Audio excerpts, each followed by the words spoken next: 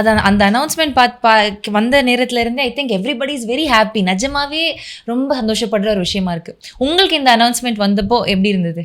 மகிழ்ச்சியாக இருந்ததுமா. எனக்கு வந்து ஒரு பெரிய ஊன்னு குதிக்கிற மாதிரிலாம் அந்த அந்த காலகட்டங்களை எல்லாம் நான் தாண்டி வந்துட்டேன் பார்த்தீங்களா.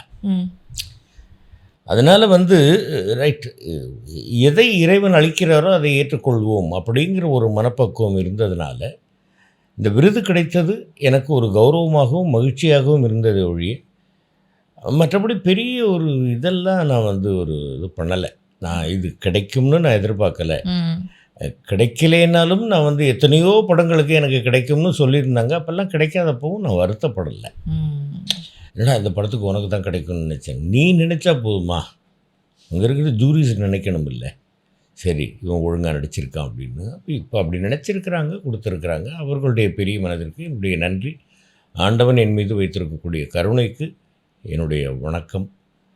ரசிகர்கள், இன்னும் என்ன சொன்ன மாதிரி மீடியா எல்லாருக்கும் என்னுடைய மனமார்ந்த நன்றிகள். டயா பூஸ்டர் சுகரை கண்ட்ரோல் பண்ணும், உங்க ஆரோக்கியத்தை மீட்டு தரும். அனைத்து மருந்து கடைகளிலும் கிடைக்கும்.